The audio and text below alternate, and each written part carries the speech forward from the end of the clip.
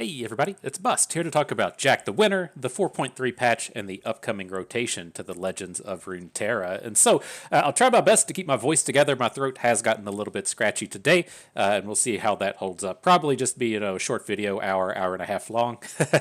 So go ahead and strap yourselves in. And so before we talk about the new cards and stuff, one of the things I do want to say is this is one of the arguably most hyped and most exciting moments in the history of Legends of Runeterra, and it's tough to really kind of convey that through an image or through a message on Reddit or something. And so, I think it's fairly obvious when a new game is released and everybody gets to go, "Ooh, wow, there's a new game!" And Riot did it. They're the League of Legends people. Let's give it a shot. Let's give it a try. But now that the game's been out for almost 3 years at this point, that kind of hype has died away.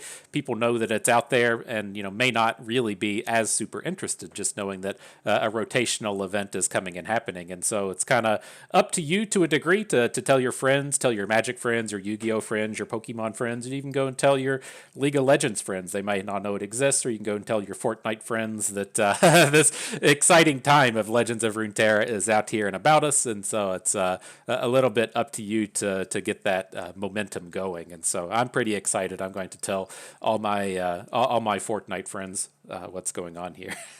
And so to dive in here the rest of the way, first and foremost, we'll start with Jack the Winner and his accompanying cast of cards. And so Jack is kind of interesting. He's a little bit tough to evaluate. Stat wise, he's fine, but I think a lot of him will kind of boil down to the strength of the coins and how good this strike ability is. A 4/5 Brash doesn't really get me excited. The flip side, adding in Overwhelm and this mana boosting thing is a little bit more so. But typically throughout the course of the game, if we're just looking for kind of meaty mid-range plays, we can just find that elsewhere, right? If we're going to rate cards on a scale of 1 to 10, we want our champions to be exceptionally good. And so if you have a champion that's, your mid-game play that ranks at like an 8, is that better than playing another mid-rangey play that would rank at like a 7 or a 7.5? And you might be able to find a champion that really fits in at like a 9 or a 10 in your style. And so we used to see this with kind of like 5-cost champions in Demacia. It's like, do you really need to play Garen if you're going to play Screeching Dragon? Because they're very similar in power levels. Maybe, maybe not. And so it'll be kind of tough to tell with Jack if his abilities are really warranted. And if they are warranted, I feel like it's going to be due to the coin abilities. But you can't really deny having Overwhelm and Brash really gives you a lot of opportunity to punch through the opposing units. And then with the bonus attack that he can potentially get, I have to imagine that it's not unreasonable that he's attacking with like 14 or 15 or 16 overwhelm power, and that is something that you do have to give a little bit of credence and a little bit of support to. And so I'm kind of placing this right now as like Set is garbage, Jack is going to be slightly better than okay, and then Samira, God, Samira is just where it's at. I'm so excited to be bringing forth Samira in the upcoming days. And so Jack seems reasonable, but the things that strike me as exceptionally interesting here amongst the new Jack cards are going to be cards like Prize Fight. He has a lot of cards here that do generate the prize fights. 5-Punch Pablo and the King's Court both generate them, and it's a 1-mana fast spell that says an ally and an enemy strike each other. They can't drop below 1 health from that strike. And that's, pretty interesting in the sense that we get to activate a strike ability, have the unit not die. Maybe we get to do a bit of cleanup with something like Misfortune or Make It Rain and Parlay, and then you're still getting some bonuses out of Brash, and you're still getting some bonuses out of Overwhelm. And so I think things like Prize Fight are quite good, especially when they're generated off of another card. And so if you move up to something like 5-Punch Pablo, the 4/1 Attune for 3, which is a reasonable stat line, and then also generating the Prize Fight, it strikes me as an exceptionally powerful card, and potentially even just outright better than Jack. And so I think if this Jack the Winner theme is really going to come out and work, things like 5-Punch Pablo are what's going to be the real driving factor behind that kind of theme. But it's not too hard to imagine easy and strong ways to use strike. And so I think activators like Prize Fight, when tied in with Jack, that just gives you such this amazing cycle of synergies that when we look at it kind of independently of each other, it's kind of easy to say, it's not that big of a deal, it's not that strong. But I think the sum of all the parts is going to be quite strong between this attune on Pablo now tying into Jack's refill abilities, and then having the punch effects weaken some other units, and now your brash units get to do stuff, attack unimpeded, if you will. I think it's all in all pretty interesting, and I think the 5-punch Pablo is going to be spectacular. And so, not too much to say about these other cards. I'll let it roll from here. Angel, it might be good, but it strikes me as kind of boring, right? I'm sorry, just a big vanilla dude with brash. I don't know why that isn't exciting as just like a big overwhelm unit, but just seeing a big unit with brash on it, I'm just like, whatever. But if this was like a 6/5 overwhelm for 5, I would be like, fuck yeah, that's where it's at. And so we'll see how brash actually plays itself out. I kind of feel like Angel might be fine, but it just looks like kind of a boring card when it's just Angel in the keyword. Otherwise, the King's Court, that plays into the same kind of ideal as 5-punch Pablo. It does quite a bit, in that it has a tune to work towards the refill mechanics. It has brash and the generation of the prize fights, but then it also gives your units surviving damage brash. And so I would not be surprised to see some kind of big AoE combo involving the King's Court, and then allowing all of your units to attack through. And so if you want to make some kind of massive AoE play, I'm sure the common play that everyone wants to envision is just playing Spirits Unleashed, right? I haven't determined if Spirits Unleashed is still in the format. It's probably not, but as you can imagine, with a card like the King's Court and then a mass AoE, there's a lot of interesting potential there. So, good stuff. Exciting new sets of cards. Before we dive in, we can get the kitty on the screen. It says, "What up, everybody?" Samira is my favorite as well, but I'll accept that Brash is here. Okay, so to move on to the next section, the rotation is here. The Riot article doesn't say too much within it. There's not a whole lot to read within here. They don't even link you to the cards that are rotating, but you can find that elsewhere across the internet. Most of the spoiler sites have the list posted. If you've been keeping up with Reddit, the people that spoiled things on Reddit seem to be fairly accurate. I didn't want to buy into what was happening there, so I just kind of let it go. But I'm going to be over on the LOR report site, the Runeterra report site. And so they have it, pretty visually well assembled. The champions are all showing up within image form. And then this was my worry. If you caught the Reddit threads here earlier in the day, there were very similar pictures to this appearing on Reddit that are also appearing on the site. I'm going to go ahead and suggest to these folks that's probably not advisable if you did that. If you were the one at the Runeterra report that posted this to Reddit before it was the legal timing, you might not want to do that in the future. But there is another visual section, and then if you scroll past the visual section, there is also a text section down at the bottom. And so I'm not going to take a lot of time to dive into the rotational cards. There's just too much going on. I think the thing to say about it is Riot's leaving about 90 cards per faction across the course of the rotation. I think in the past, factions have typically picked up about 10 cards in an expansion, and so I'm not entirely certain how Riot's handling that from now on. They were looking to release about 250 cards a year across 10 factions and 250 cards. You should get about 20 cards per faction, and so that would jump them up from 90 to 110 at the end of the day.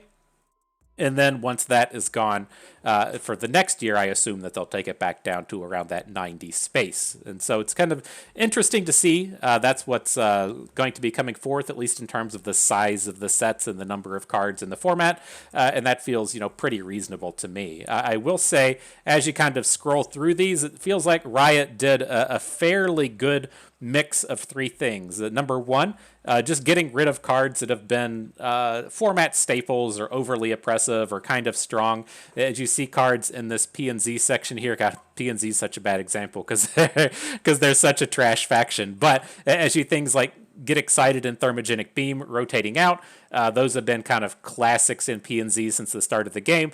But then also cards like Fan Club President, which has been a real burden here in recent times. So you have, the good cards, which may have seen too much play in the current metas being taken away. You see cards that were, pretty garbagey. Also, getting cut out to make room for other things. You see the Rising Spell Force and the Parade Electro Rig being removed. But I think Riot is also doing a good bit of work in kind of putting the line in the sand in terms of what a faction is supposed to be able to do. And so you can't quite see it out of this space, but I'm curious if we see a card like Suit Up being removed. That doesn't feel very P&Z-esque to me. And so maybe Suit Up gets removed and then they get combat tricks that are more fitting for what the faction does. And so you can kind of see this where Calling Strike is being rotated out. Shadow Isles gets the new attack-based clear that's much more similar to a card like Quietus. And you're getting a little bit more definition in what these factions are supposed to be able to do. And so very good stuff there. Very excited to see all of this. Again, if you want to peruse through, I have the big problem pulled up here. This is, I was waiting to kind of like cycle around to this, and so I can say, look, Riot, you done fucked up. This is arguably the biggest mistake in the history of the game. If you've been a long-time follower of the channel, you can probably see it here on the top row. But if you squeeze your way over here, here's our friend Legion Rearguard up in the top row in the middle getting rotated, and then you only have to look 2 cards away to see Decimate. And it's just, whew, that's tough, man. That's brutal. Why can't you just rotate out dumb shit like Seraphine and Back Alley Bar, right? you gotta take away the highest quality cards like Legion Rearguard and Decimate. It's a bit of a bummer, man. But maybe they'll come back in the future. Maybe they'll still have a place in the Legacy format. I'm excited to see how that plays out. And so the last thing we have here to talk about is the 4.3 patch. This does bring forth another space of bitching that Bust has. I have to say, I do this pretty much every time that a new faction or a new set is released. They always give these headlining spoilers to Mobalytics and to Dak.gg. I hate that they still have such a relationship with Mobalytics. I get it. I understand. They are the kind of leading tracker on the League of Legends side of things. The League of Legends is astronomically larger than Legends of Runeterra. They have a business relationship, and so they have some of this stuff going. I get it, fine. But I'm pretty sure Mobalytics has completely gutted the Runeterra team. There's either like one person or half a person that's stuck with maintaining the site, and this is all what's left over. And so I get really upset with this. And so it's like, oh, cool, Mobalytics. This is the site. I'm from League of Legends. I've heard of that. Let's click on the new cards thing and see what happens. And you say, oh, cool, my settings are in English. I click on the little settings button. English is here, and then everything's in Portuguese. Thanks, guys. That makes a lot of sense. I'm glad this top section's in Portuguese, but everything else over here to the left isn't working. They completely did away with their tier list thing. I guess this is still here, but they've cut away the paid features and removed that. And then most of the time their search bar doesn't work. And so I'm sure like the person still maintaining the site and putting this stuff forth is a wonderful person. I'm sure they're great at the job. I'm sure they're just kind of strapped for resources and making the best with what they can do. But you do have so many people out here that actually give a fuck and are actually trying that it is super upsetting to me when you see something like Mobalytics be the one that gets caught up here on the forefront. Why don't you just link this to Runeterra.ar or link it to someone like the Runeterra or the Report, someone that actually gives a fuck instead of giving it to Mobalytics every time. I get it. That's because you have a business relationship with them, but I won't let it go. I completely get upset over how they handle this. It's just absurd to me that this is a thing. But nonetheless, to move past that, there's a couple of things here in the patch notes, not too much, right? Everything has really been kind of tied into the competitive season that we've seen here recently, the rotation and all, and so there wasn't a ton to turn up within the patch notes. And so we have the new ability Coin and the new ability Brash. We've talked about those in our previous videos. There are some big changes to Path of Champions. That's something that I kind of struggle with. I would love to get out there and make more Path of Champions content. If you look at the FTP Bus site, there's some resources there for Path of Champions, but it's tough for me to really get the time to do everything. And so I've let that kind of go by the wayside. My problem with Path of Champions up to this point is you can't really pick how challenging you want it to be. You actually don't have any way to make it more challenging given the way that the game is set up. You jump into battle, your champion gets stronger, you level up your champion, you get a new star power, you have the most epic battle that you've ever had in your life, and you say, oh man, that was so much fun, I want to try that again, and you can't. Because the way that the thing is set up, you can't pick your star level, you can't pick your champion level, and so that experience that you had, that thing that you loved and you want to redo and you want to experience again, you just can't do it. And so without that kind of sliding scale thing in Path of Champions, it's been kind of meh to me. It just feels like you have this weird ramp kind of like right in the middle as to where at the beginning everything is too easy. That's fine. Timo the Swift Scout, you're a great adventure, but it's way too easy. And then once you get up to the top end, your champion just seems to level up enough to where they steamroll everything. And so you have this nice little challenging piece right in the middle and like a 2.5-star quest that nobody cares about. And it's just hard to make content for and hard for me to really jump in and enjoy. But the reason we're making all of these words is there is a new mode turning up in the Path of Champions, the monthly challenge. You have to run through the monthly challenge. You can only use a champion in 3 times, and so you can't take your champion level 30 3-star Jinx up through all the adventures. You only get to use that champion 3 times, and so you're kind of forced to play them a little bit differently. You got to kind of pick and choose your spots and where you're going to come into the adventures. And I do like seeing that Riot is expanding out what happens with the Path of Champions and then also putting forth a leaderboard kind of thing. So if you want to turn it into a competitive event, you have some options there. And so I'm not saying I'll come back and revisit the Path of Champions. We may do it, we may not, but I'm excited that more of these changes are coming forth. Okay, so further down the road, the Dragonmancer event, a way for us to spend a little bit more money on the game. Everybody loves dragons, and so that's always a wonderful time. Now, there are some sweet emotes. I'm getting pretty excited about coming out. Where'd it go? Where are the emotes at? They way down here. The Jack the Winner can't hold all the limes is wonderful. The Samira one is pretty good as well, and so I'm up and at it, ready to get some new emotes. Really step up my game.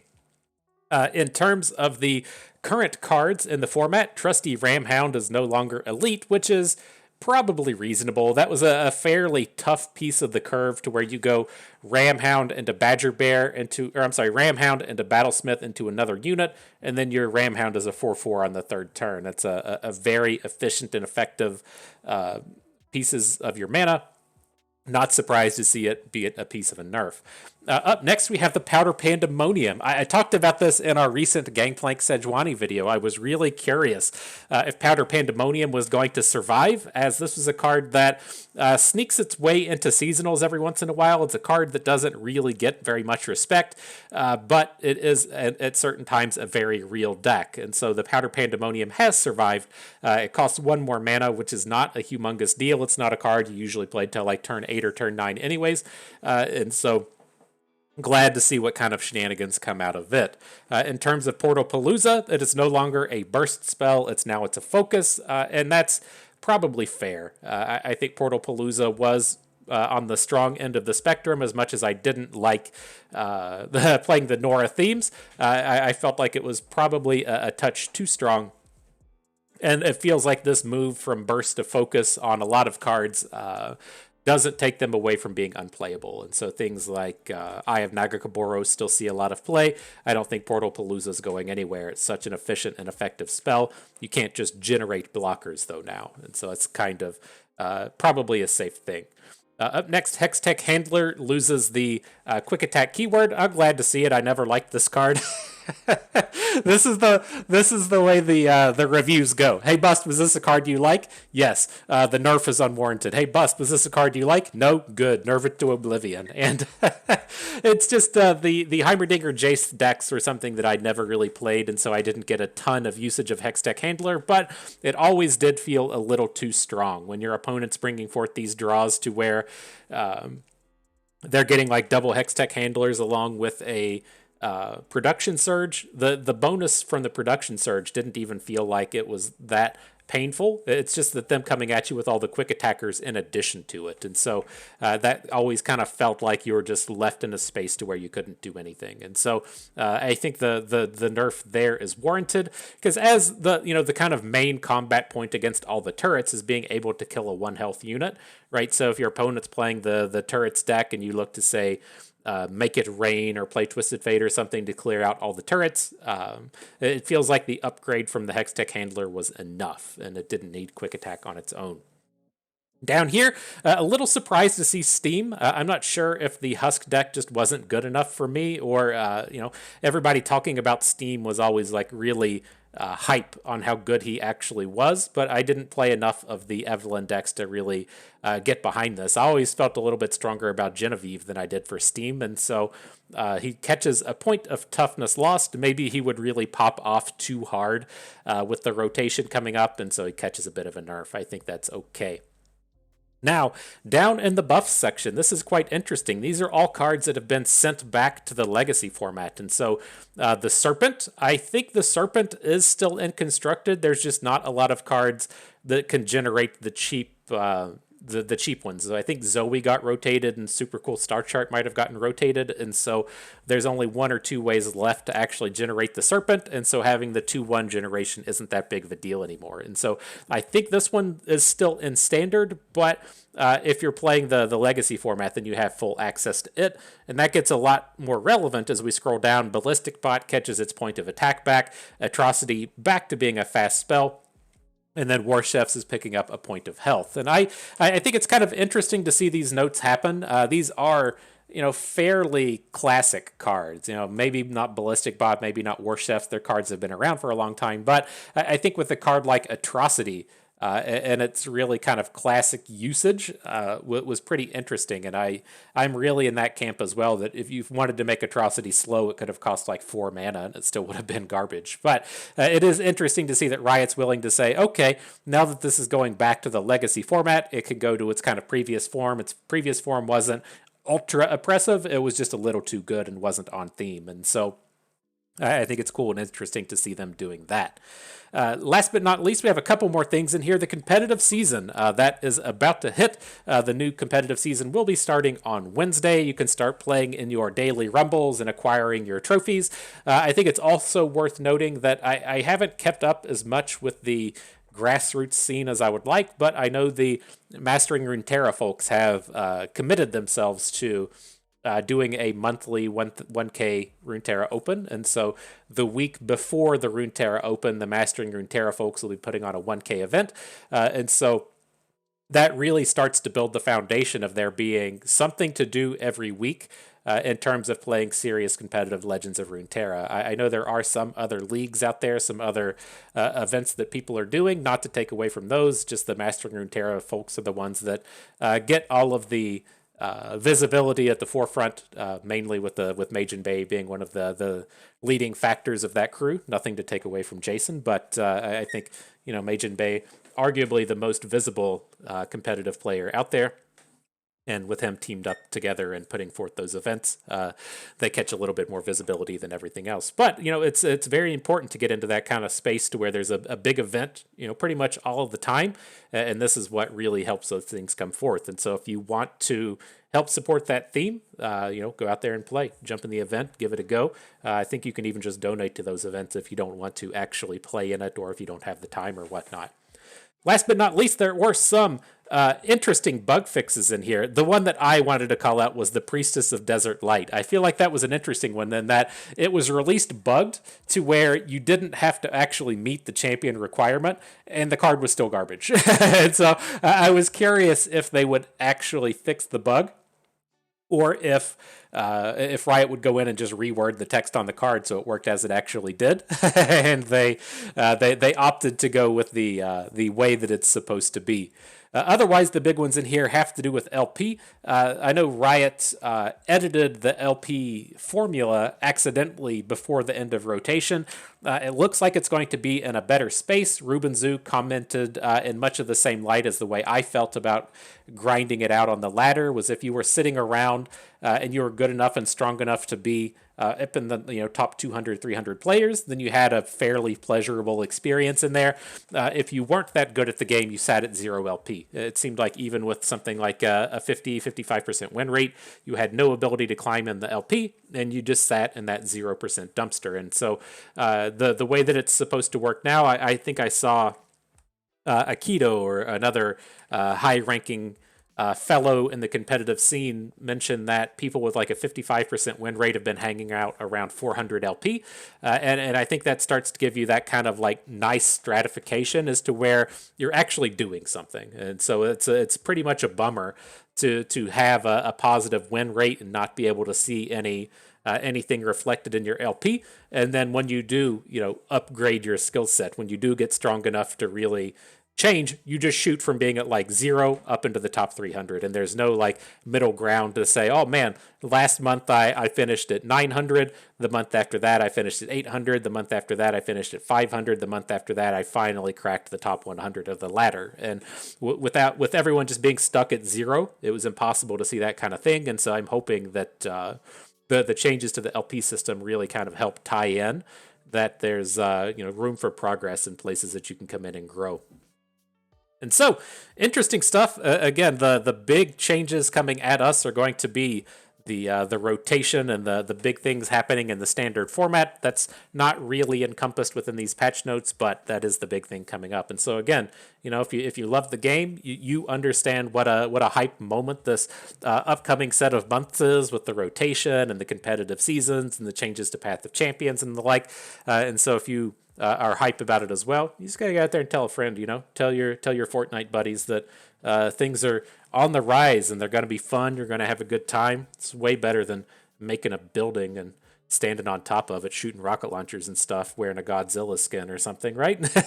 And so it's it's a little bit up to you. It's a little bit up to me. It's a little bit up to the community to try and rally behind what's happening.